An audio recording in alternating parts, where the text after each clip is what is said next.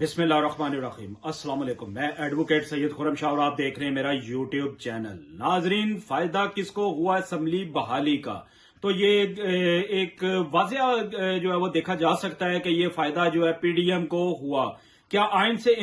انحراف کیا گورنر نے؟ تو ہاں، اس کا جواب ہے ہاں کیا۔ اس لیے ہائی کورٹ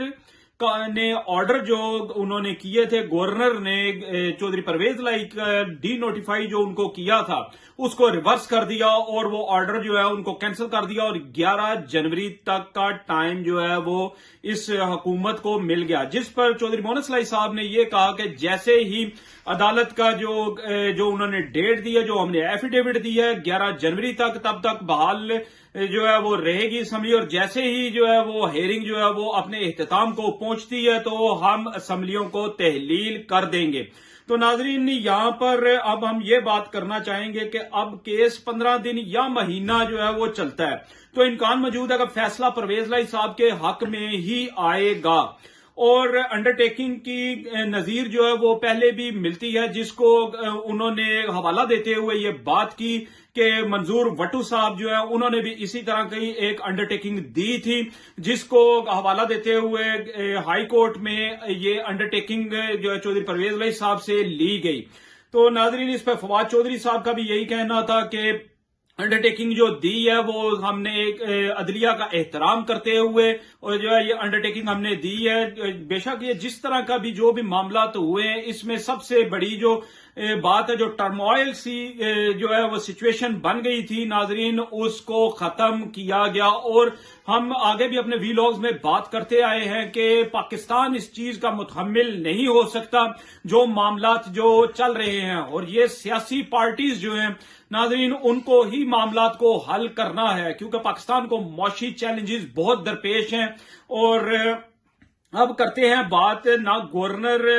نہ ہائی کورٹ جو ہے وہ چودھری پرویز لائی صاحب جو سی ایم ہے ان کو روک سکتے ہیں۔ آئینی اختیار جو ان کا ہے، آئین پر عمل درآمدی سے یہ نہیں روک سکتے۔ تو ناظرین، وہ کسی حد تک ہی یہ کر سکتے تھے جو انہوں نے انڈرٹیکنگ لی، اور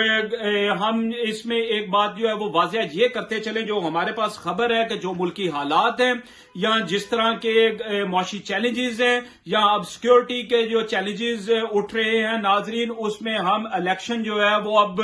2024 میں ہوتے ہوئے دیکھ رہے ہیں، اور وہ بھی مارچ ہو سکتا ہے۔ تو ناظرین، ہم یہاں پر یہ بات کرنا چاہیں گے کہ یہ جو چوچو کا مربع جو ایک اکٹھا ہوا ہے، یہ وفاقی گورنمنٹ جو پی ڈی ایم جو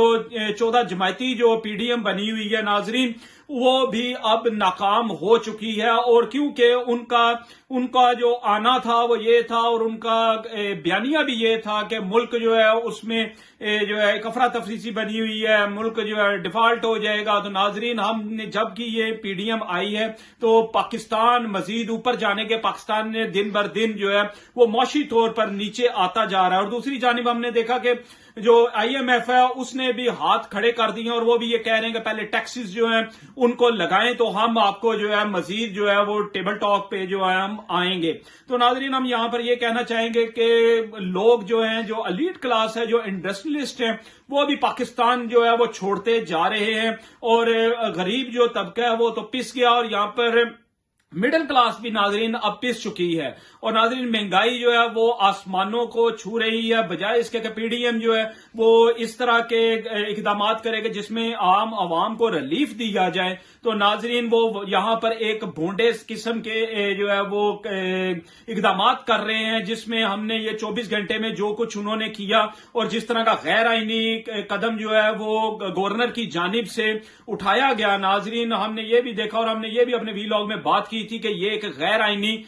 قدم ہے جس کو